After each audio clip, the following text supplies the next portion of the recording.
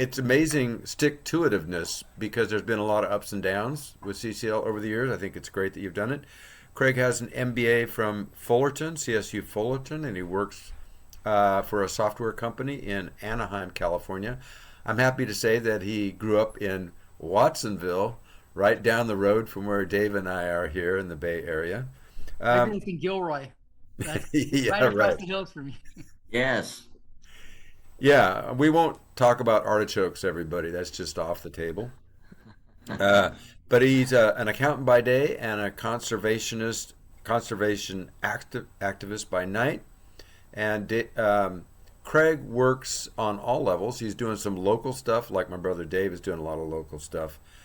He's California State Coordinator and a leader in CCL's Conservative Outreach Action Team. Welcome, Craig. We're happy to have you with us. Great. Thank you, Tom. Glad to be with you all. And Tom invited me just to kind of share a little bit of my stories. This is, as he said, though, yeah, I do accounting by day, activism by night. Joined CCL long ago, just that I was at a friend's house, and on the coffee table was a Time magazine that said 50 ways to lower your carbon footprint. And I thought, what's a carbon footprint and why would I want to lower it? But I read the whole article, was just fascinated, and that was my beginning of learning about the science of climate change and the problems, and then realizing it first is the panic of, oh my goodness, this is a big problem, and finding my way to CCL. There was a group of us that started the first chapter in Orange County in 2012, and then it kind of expanded from there and kept growing more chapters. So glad to be here tonight. And yeah, Tom, if you want to guide me through on how you want to. Yeah. So I want to get a protocol thing. Is it okay, Craig, if people just raise their hand and jump in with questions as we go along? Because Yeah. if we don't Yeah. do that, those questions will probably get lost. Yep. That'd be fine. Okay, good. So there's no real agenda for tonight, but we, with the Latter-day Saint Action Team, have sort of taken it on to talk to members of our faith about stewardship, sustainability, creation care, and the jargon matters. It really does matter because when we're in the church house, we can't talk about these things because they're deemed political. So we have to be very careful of our language. And I thought that given your experience and the years that you've been with the Conservative Action Team, you can talk to us about your conversations, how different ways of framing these conversations, and maybe market-based approaches that you think are very, very effective with conservatives. So just in that direction. Also, I know that you developed that talk, the Ronald Reagan Approach to Climate. I want to hear that because that things have changed so much over the last 20 years. You know, I wish President Reagan were here to talk to us about the climate because I think that we would be surprised and in some ways delightfully surprised. So just jump into it. Great. So yes, you're welcome to jump in and raise your hand if you have questions along the way. You mentioned, Tom, even having a prayer to begin this. Yeah, I thank you for helping me keep on task. I asked our friend Craig Smith, who's on, if he would give an opening prayer. Craig, could you do that? Yes, I can. Our dear Heavenly Father, we come before Thee this evening as we begin our LDS Action Team meeting tonight. We're thankful for the opportunity of having Craig Preston come and speak to us about different conservative ways to approach the climate change that we are experiencing. Please bless it. We'll have a good evening. We can discuss it and learn from the meeting tonight. Watch over us all. We say this in the name of Thy Son, Jesus Christ. Amen. Amen. Thank you so much for that prayer, Craig. You're welcome. All right. So go ahead and share a little bit, Craig, and it can Okay. include your faith journey too, whatever Yeah. strikes your fancy.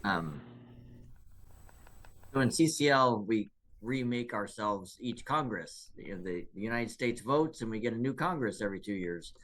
And so that's inspired me as I realize we stay light on our feet and figure out new strategies of who we're talking to. But it's nice we build momentum over time, and a lot of the staff we reach out to move around to other offices, and so we run into them in other places, and so we build momentum. I've been to the DC lobby summer conference and other conferences to lobby in DC with them 18 times. This summer will be my 19th. And just glad to be part. It boosts my spirits, and we often say the antidote to despair is action. And so we get out there, and it's nice that we have chapters all across the country that table and encourage other people to get involved. And I'd like to share a little bit of my faith journey that I was a missionary in Hawaii with I'll say a competing group, but Sure, why not? in the front of the house, me and my team of 4 were renting the front of the house. In the back was a group of LDS missionaries, and they were working at University of Hawaii as we were working there, and I was with Campus Crusade for Christ. But it was nice to partner with them at times. At times we needed help. We needed to move this big, heavy desk, and they all piled in and helped us. And realizing that even in the faith journey, we have different journeys and match up in certain times and then conflict at other times. But how wonderful that we have freedom of religion in this country. And here we are with a climate things. I often used to say when I was a missionary that I was building bridges to heaven. And then I've now moved into climate action, and I'm building safety in a different way of still passionately working to make the world a safer place. And so I'm really thrilled. Thank you for all of your efforts to do creation care and try to bring people with different voices and different perspectives into this movement. As a Republican, I also have gone through different phases where the leadership of the party, goes where it goes, and then we all try to find our way, whether we're liberal or moderate or conservative. And but yeah, I've been on that journey too of continuing to stay a registered Republican, but knowing that at some point I'm more moderate. At some point, I call myself an Abraham Lincoln Republican. The party kind of left me a long time ago, but glad to continue to try to think that a functioning 2-party system in this country, I think, works well, and especially when we're trying to pass robust climate legislation, wanting both parties to bring their ideas into the table. When I table at GOP conventions, we often say, if we're not at the table, we're on the menu. And so we want all of us to have a place at the table to speak on this. So other people that have inspired me in my journey is somebody had the idea to start a conservative caucus within CCL. And then there was some recruiting going on to try to find Republicans and moderates that would join that. And so through that process, I've met Jim Tolbert, who became our national director for conservative outreach. Tom Moyer, who is a member of this action team, has been very influential. And then seeing people like John Curtis rise up and become climate heroes. Others that we've had is Bob Inglis, who's on our board. And I think of Mr. Curbelo in Florida. We were hoping to protect him. I know we can't do partisan politics, but the Sierra Club came out to attack Mr. Curbelo, and it was just like, please don't attack our pro-climate Republicans. We need them. And but Carlos Curbelo's helped in other ways. And so it's just an interesting dynamic of politics being very polarized.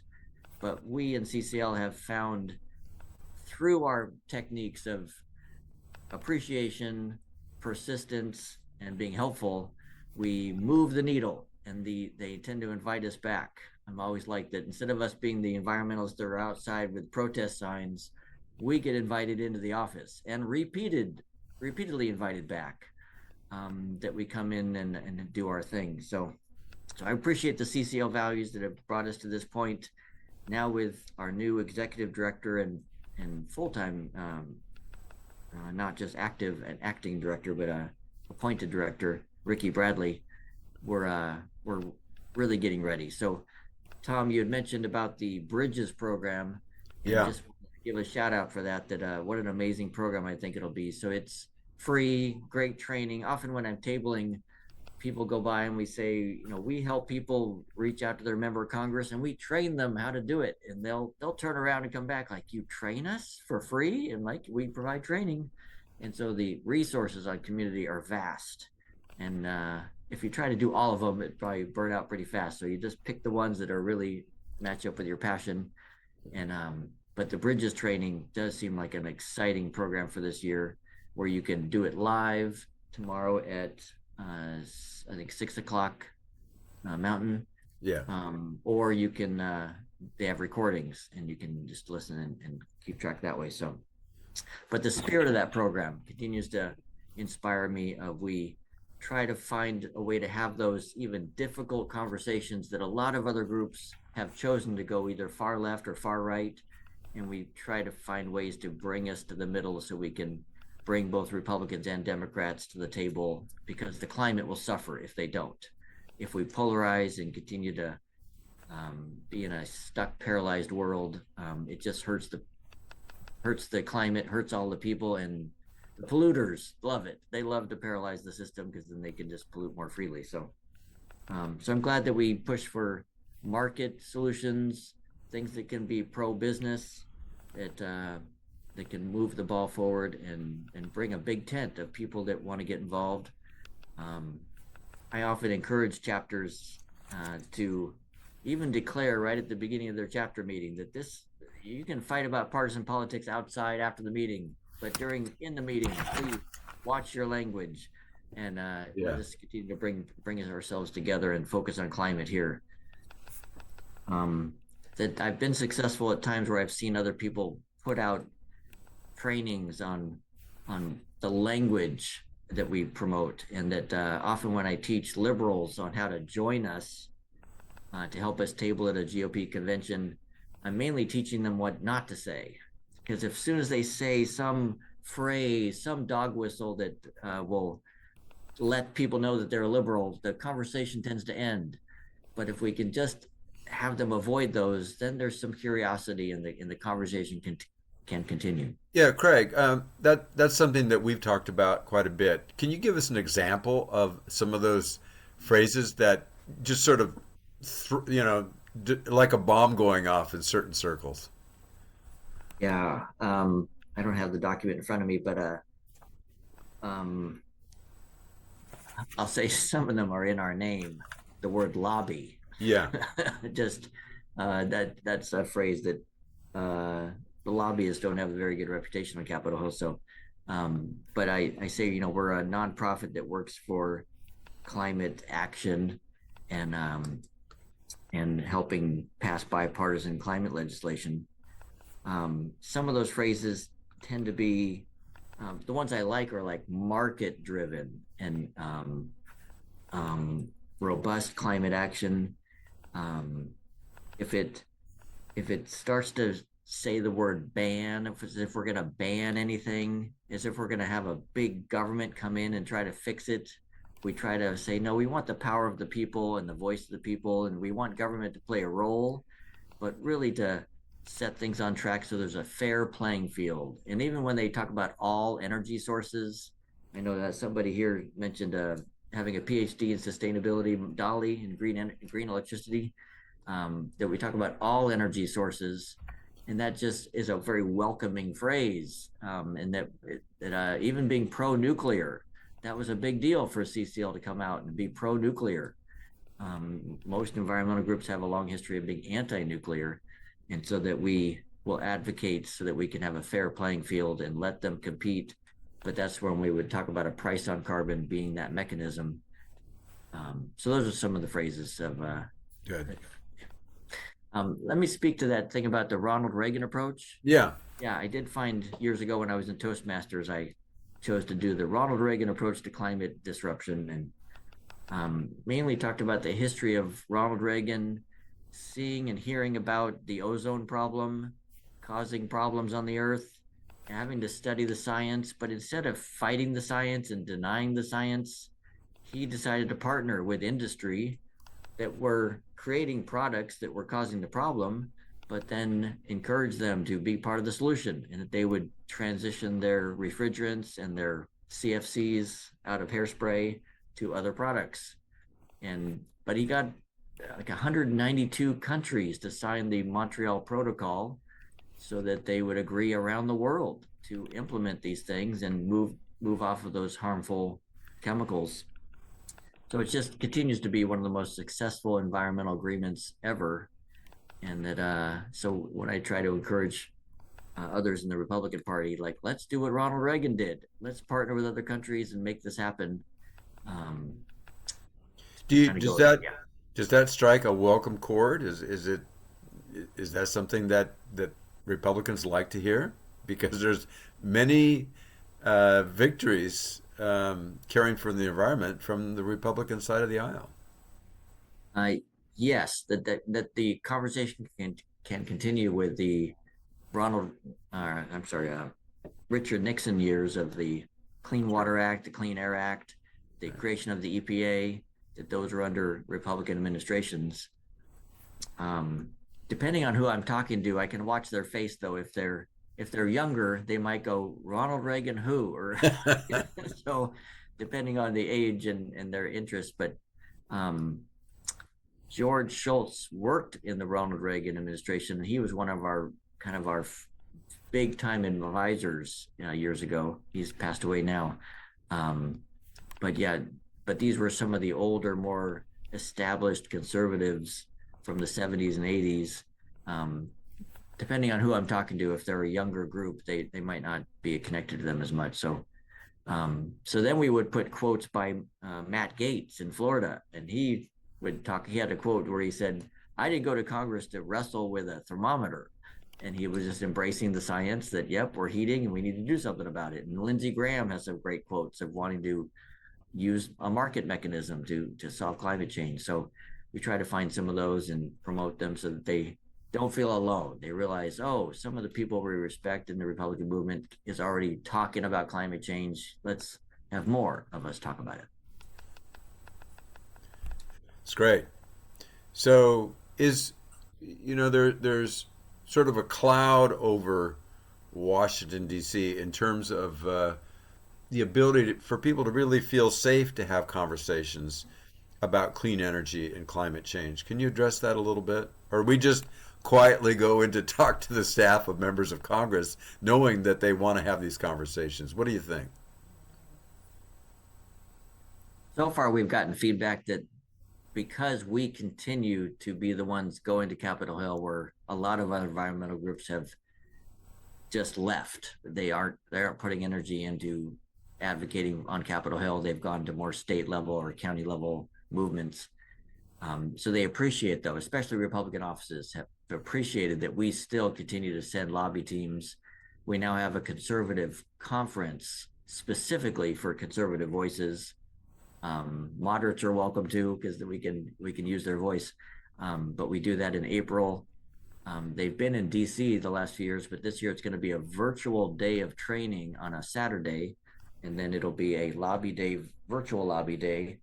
And I'm thinking there's some of the most amazing lobby meetings I've ever been in, where the feel in the air, you can feel there's just not a tension. They already know conservative to conservative. We don't have to fight over that. They just open up and talk and share where they're at, and we try to find that common ground. I'll share that that's going to be the 18th of April is the Conservative Lobby Conference Day, and the 21st of April is the Conservative Lobby Virtual Lobby Day. And so as any of you that are moderate or conservative can help out with that, we'd love you to sign up and tell others as you run into more conservatives that we'd love their help on that conference and that lobby day. Craig, when there is this April 18th is the wait a minute. April 18th is not the lobby day. Lobby day is the 21st. So the Yes. conference is on the 18th. Yeah. When they're done, is it just virtual or is it hybrid, live and online? The conference will be virtual and the lobby days are virtual. So it's virtual. I got it. Yeah. Okay, thank you. Okay, good. Excellent. And that'll build momentum towards the big July summer conference, the last few days of July, 26, 27, 28. If you haven't experienced one of those, it's life-changing and marvelous training. It'll be Sunday night that it starts, but it's really all day of training and inspiring things on Monday, and then we go on Capitol Hill bright and early Tuesday for a big picture and lobby, 3 or 4 or 5 meetings, and then we have a big reception afterwards. So that's an exciting time too. How many of you have been to a summer conference in DC? 1, 2, 3, 4, 5. Okay, great. Yeah. I'd say go, and if you can't go, send somebody in your stead. We often have people here that they can't make it, but we'll raise money and send some younger people. So Yeah, that's true. So, as I heard a couple years ago, they even had some scholarships for that to help get some younger people there. Do you know if that's still the case? I haven't seen the program this year yet, but at some point we did have people that are young or people of color or conservative could all get some help. That we wanted to make sure we had a broad reach there, because we're more likely to get lobby meetings if we have a constituent. Okay. And so having a constituent from every district in the country is a really powerful thing. That's one of the strengths of CCL right now, is our grassroots network and our trained employees, our trained volunteers that know how to do this. Excellent. How many of you have been on a lobby team before? 1, 2, 3, 4, 5, 6. Great. Yeah, what a great experience. The first time I ever lobbied, it was so nervous, but realized, oh, wow, what a different way to be part of my republic, that I'm going to now have a voice with my direct member of Congress and my senators. Yeah. So, you aside from the work that we do when we lobby members of Congress in D.C., you're also working tracking what's going on with the state of California and also in your local area. Particularly now, I think a lot of people have realized how important it is to build those grassroots relationships, partnerships, if you will, at the county level and those sorts of things. Can you talk a little bit about some of your work there? I mean, because that is community building. That's the real thing, and that's what makes Climate Lobby have credentials, because of these local chapters. So, can you talk about that? Yeah, I'll give a shout out to one of our main volunteers in Montana. It's Alex. I'm going blank on her last name at the moment, but she has just built those relationships with the county seats in different places around Montana, and then gets a letter or actually asks them to join their lobby team. And so, how amazing to have some voices that the member of Congress or the senator can trust and would value. And so we try to really think through strategically who would be a voice that would make a difference in these meetings. And so it could be a mayor, it could be a leader of a nonprofit, but that we try to even encourage them to even boast. All of us should, a little bit, when we introduce ourselves, of how have we influenced the world, and could have our education level, but our professional level and our connections and our nonprofit work. That all of that shows we're connected to people. So we're not there just with our voice, we're representing a lot of people, and that builds the momentum that builds that. So Alex, yeah, she's amazing in Montana. Great. Wonderful. A comment I want to make is something Jim Tolbert, our conservative director, said years ago of there's kind of this decision of, should we focus on individual actions and lowering our own individual carbon footprint, or should we push for Congress and some more global and huge action that way? And I think we probably all agree both, but I like how Jim Tolbert has put it, that electrify our lives as quickly as possible and be a good example, and then go to Congress and tell them that we did it, and we'd like them to make it easier for lots of people to do it too. And so so it is important that we're not hypocritical in that way. We are living out our values, and even upon us getting a price on carbon, that would further incentivize us to then reap the benefits of decarbonizing our life. But we'd already be ahead of the game, and that's what we want, is behavior change for billions of people. But it's inconvenient and difficult, because coal has been a wonderful fuel source. It just has a bad side effect called heating up of the planet. And so we're trying to get off that addiction to coal and oil quickly. But we need other sources. And so the economic argument, I find when what we do want people to talk about is the economics. I think that keeps the conversation going. People care about what they're spending each day, their paycheck, and the cost of energy. Maybe we can have Dolly talk about that some because of her studies in green electricity, but that the economics of solar and wind coming down in cost, it makes it so it's not a red or blue issue. It's just economics and how do we want to have reliable, affordable, and clean energy. Good. What do you think, Tom? Can we have Dolly jump in here? If Dolly's still on, I'd love to have her jump on. Hi, Dolly. Yeah, I think this is a fun question because I have a lot of peers here too who work on different aspects of how do you like address climate change, and I think each of them individually also have personal opinions of like what's the biggest contributor. In my research specifically, since we're looking at using solar and wind and maybe nuclear even to electrify things that are difficult to decarbonize in industry, we look at economics as a way as can our research actually get out into the real world. And when it comes to those type of issues that are really large contributors, it is beyond individual power to change that. And so for me personally, as much as I like to try to be sustainable in my own life, it is of my like research-based conclusion that we really do need lobbying. We really do need laws and large grants in the orders of billions of dollars to be able to get things to actually work out. Great. Dolly, I want you to jump in a little bit more. Any particular policies, I mean, other than maybe a price on carbon, but any policy things that you're looking at that you recommend to this group? That's a good question. I can come up with a better answer next time that is like Sure. a little bit more backed up. But I think in the space that I work in, it's mostly there's a lot of things that written in standards, and I think this is probably something that makes sense, especially for industries I work with, like construction, where you want a building to last a long time. You want to be more conservative, I guess, on the theme of today.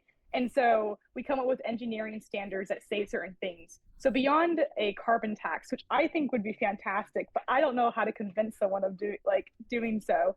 I think another thing is more people getting together to create new language that allows for more unique solutions when it comes to standards, because some of them are really built into old traditional methods that rely on fossil fuels. Gotcha.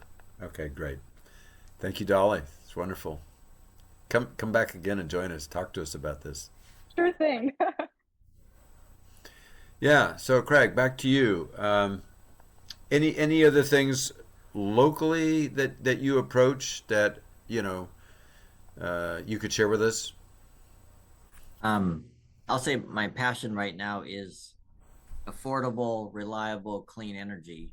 So Dolly, thank you for your comments, and I look forward to hearing more about your research. And she has put her finger on it quite well. Is that individual action will only go so far, but I think in the conservative world, it does go far that we are living out our values. And so I myself put in a heat pump hot water heater last year, even though it was much more expensive in some ways, but there was grant money and there were things that made it cheaper than it would have been, and it'll pay off in the long run, but it does take some investment. So but for then people that are renting or just have other issues, if we had grant money and other ways to make it so that it's easier to electrify, but there's lots of ways to electrify. I've gone to an electric car and then trying to work on flying less and eating less red meat, or just there's ways to just through my changes to try to be an example. And then I'm trying to not go too far. Just recognize that we still have to pick our battles and live life. And so we celebrate where people are willing to decarbonize, and yet recognize that it's going to be harder for some people than others, and we celebrate where they choose to. Great. So that way, so when you said state and county and local, at the local level, I see electricity is still such a huge thing for people individually and at the county level. Right now, we have community choice aggregators out here in California that they can choose how they're going to make the electricity. They can have a nonprofit purchase the electricity, and then they still sell it to the investor-owned utility to deliver it. We're trying to get more of those around California so that they can make the renewable content richer than otherwise it would, and that the profits from that can go into the community and encourage other ways to do electrification. So there's lots of different ways. I try to keep my pulse on it and learn as I go. Another interest I see is that we've started a carbon removal action team, and that's really gotten up to about 70, 80 members that show up every month and some amazing speakers. So I encourage you to look at all the action teams. That's a big shift we're making, where we still want people to be part of a local chapter if that works for them, but being part of an action team or many, you just get on their list, and then you get invited to their events and their talks, or you can get involved. But the carbon removal one has really intrigued me. We know we've gone too long, too far. So now what? We need Republicans and Democrats to come up with a plan of how to remove the pollution before it even does more damage to the life on the planet.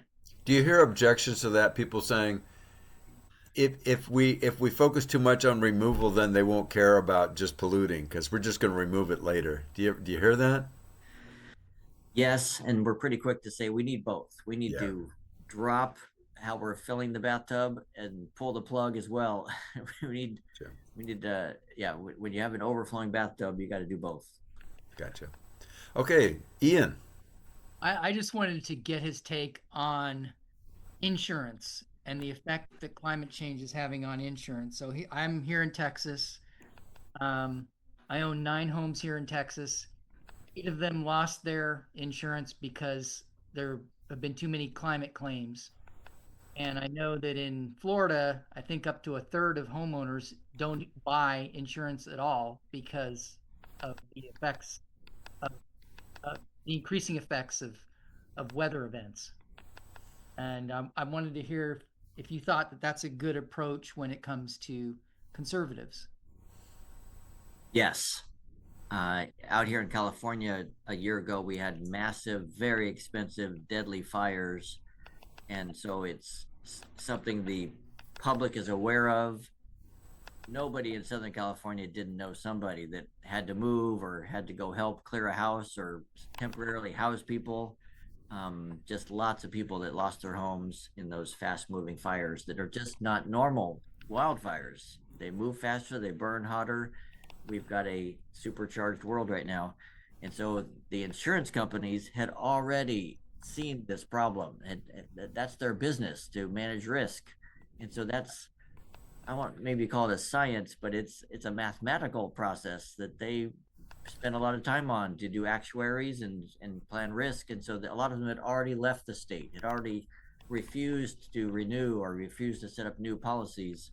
So Ian, I feel your pain. We have a lot of that here where the home insurance rates are going up, and they've either had to pay out a lot of claims because of these billion-dollar, I think it's about up to $250 billion of damage, or they left early and they were, we'll say, smart enough to not insure, but that is a problem for the people of having to find insurance for their home. So it's an ongoing problem, and it's an economic argument, and it's just something that's happening. It's easy to then bring that up because it's easy to give a quote of something that's very factual of here's what the insurance companies are doing, and what do you suggest we do?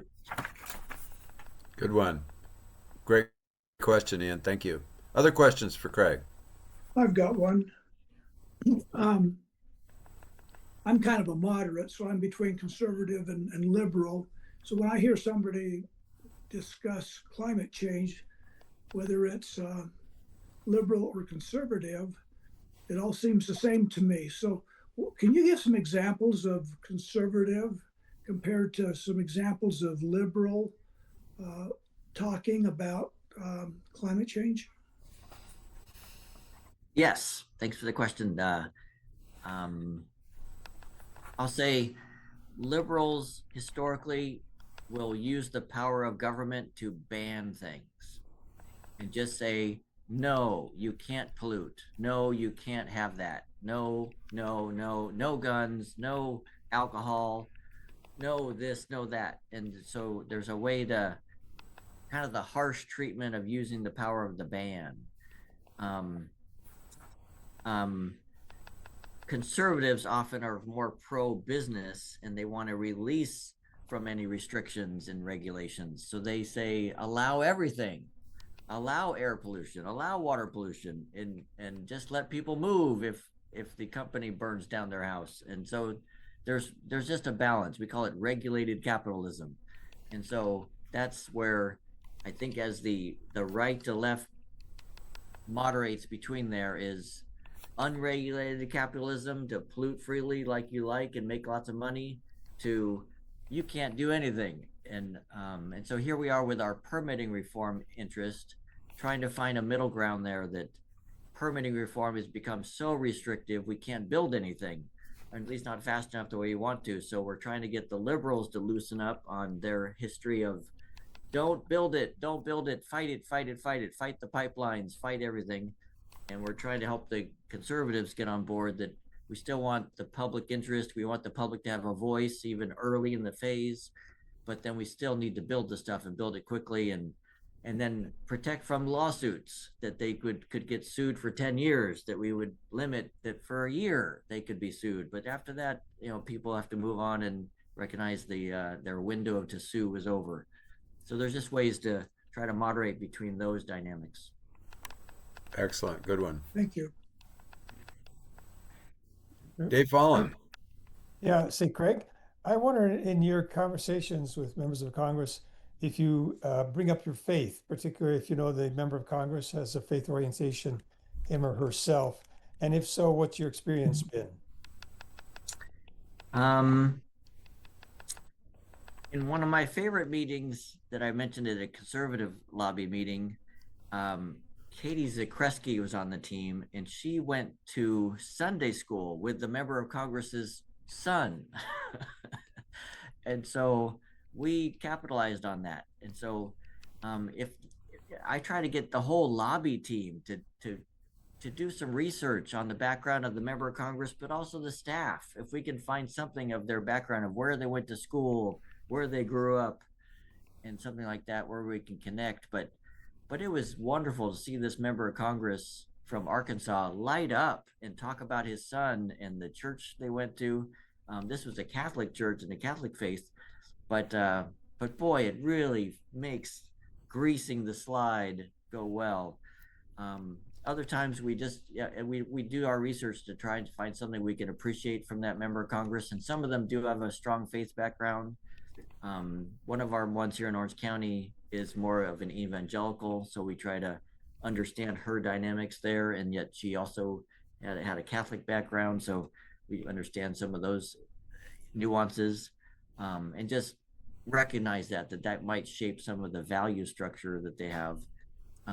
But people of LDS background or Lutheran or all the different types, it's good just to know that, and then that can be too some of the wordings we try to pick to not step on their feet, but just to recognize their shared values there we can find.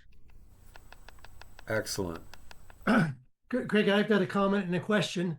Here in Utah, we have an easier time with that issue of identifying what religion or faith our congressional delegation is and speaking to it, because they're all the same. They're all Latter-day Saints, and we know something about it. But my question has to do with it, and it's primarily a conservative issue, that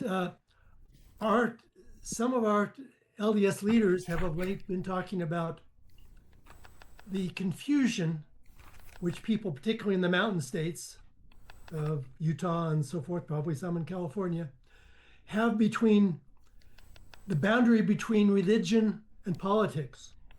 They're confused. They don't know where one starts and the other ends. For instance, business is good, business regulation is bad, and environmental regulation is particularly bad. and that becomes a religious principle to some. At least they don't distinguish that from their politics. And then it goes on from there. What are your thoughts about that in the conservative action team about the role of religion and separating those two from politics?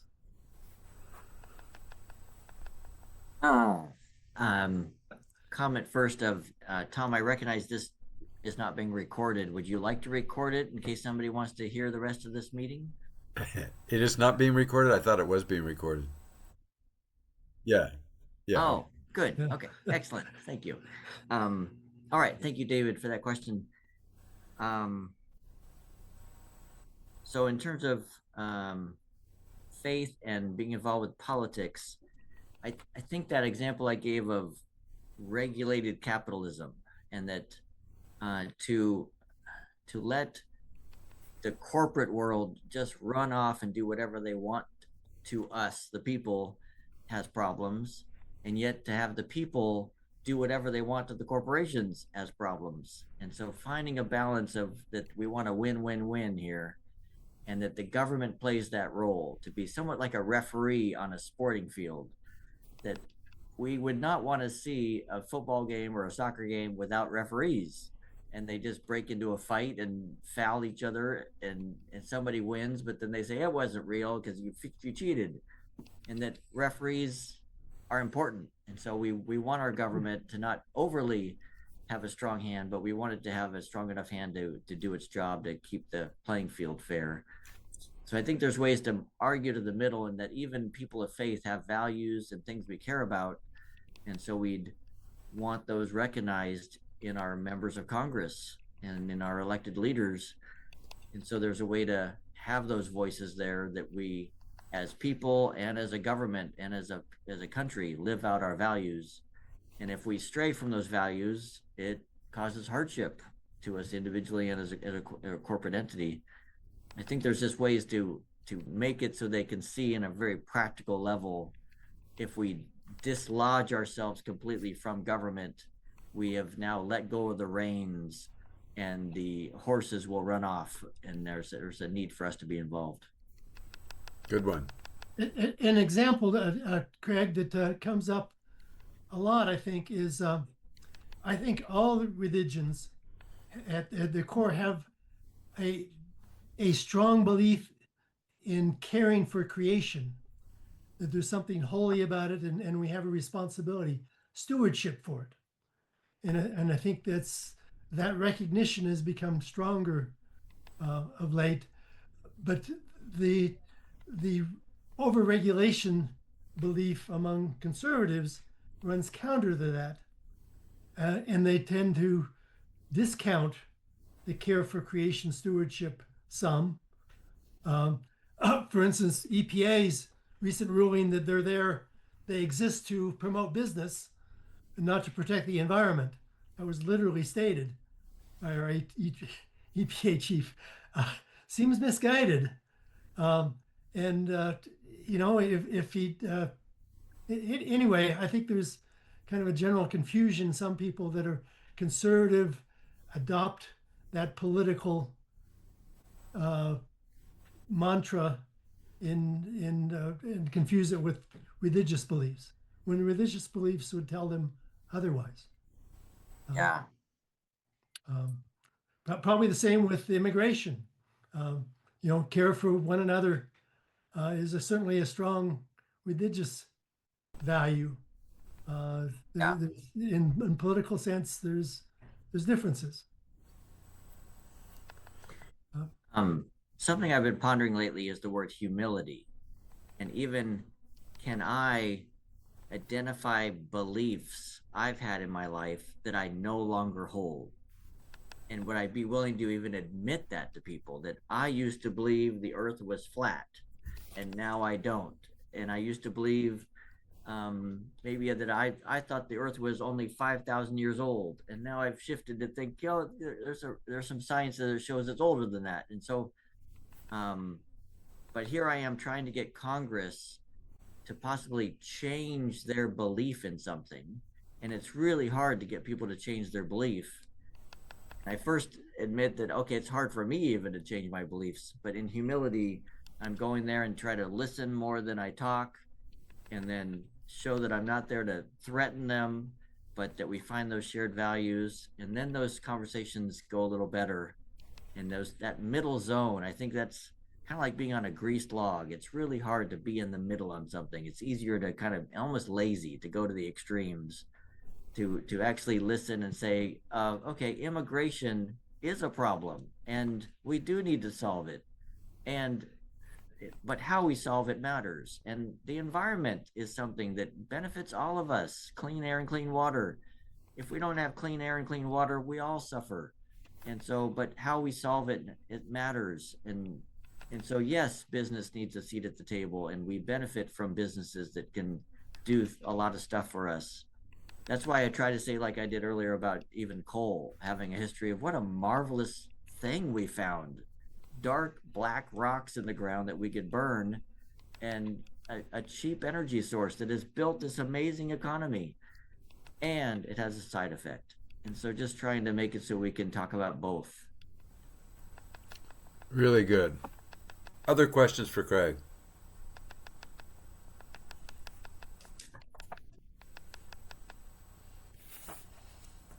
So I got one. This may not be very helpful, but when you spend time with conservatives and Republicans, how do they view, if there were such a thing, sort of typical liberal environmentalists, or maybe extreme environmentalists? What does that look like? How is that damaging to the conversation?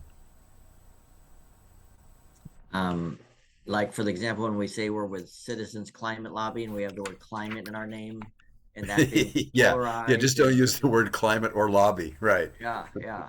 So in hindsight, we would change our name every 2 years based on the Congress we're given. So yes, so all of those things make it so that we're trying to stay away from those minds and those words that are troublesome, and create partnership. The story I'd like to tell, Tom, is that Sure. for years we were trying to get Darrell Issa, one of the richest members of Congress, to meet with us, and he refused. And we had constituents, and we would ask, and so one day, though, we were in D.C. meeting with his staff person.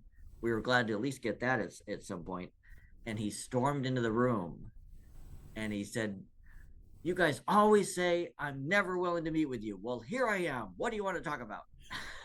We're like, "Oh, Congressman Issa, nice to meet you." And yes, we have been persistent wanting to meet with you. And he was kind of putting us in the same bucket as people who badmouth him in the district. And we tend to not be that type, but we had been persistent and even angry that he wouldn't meet with us. So we were glad to see him come in. We put smiles on our face, and the leader of that meeting, she was prepared with an appreciation for him. She was going to give it to the staffer, but all of a sudden, with Mr. Issa there, she just went for it to deliver this appreciation, and it just melted him. He was about to storm out of the room, but he turned around and came back. He heard the appreciation, and then he turned to his staff person and said, "Whatever they've asked you to download it and listen to it." And it built trust, and it just was an amazing continuation of a relationship building type process. But I'm often aware that sometimes we ask them to go out for a beer. We hang out with these people and just try to recognize they're people, and they have lives and opinions. And at one point, our member of Congress was in the cafeteria, and we ran into him, and he just shared with us that he had just heard his one of his triplets, she had just been cleared of cancer, leukemia, and he was so excited. He had just heard that. We got to celebrate with him. Just a life moment like that. So I try to have the lobby meeting have a flair of that, of we're all people and we have lives, and the good and the bad of it. And it makes it more of the humanity comes out, as opposed to just some policy position that we're trying to move them off of or move them around. It's a great story, because first time I went to DC, I was the my role was to express appreciation. So we had to go back and find out. This guy was very conservative from the Central Valley, but he had served in the military.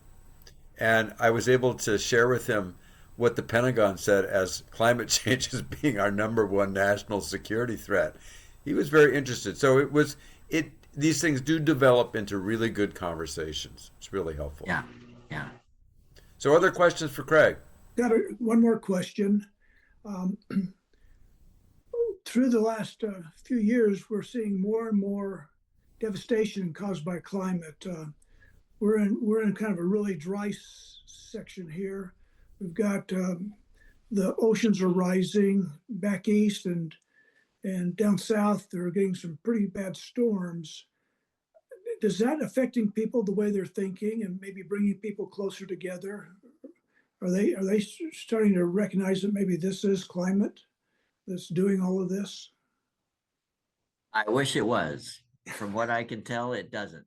It has. And that I've heard that the psychology is that the massive catastrophe hits, and unless it hit them or somebody they feel really close to, it doesn't move the needle. It just there's a wall there of it didn't affect me, and it's temporary. And then the media, we're so used to the media cycle saying, oh my goodness, 100 people died in a flood, and then the next week they move on to something else.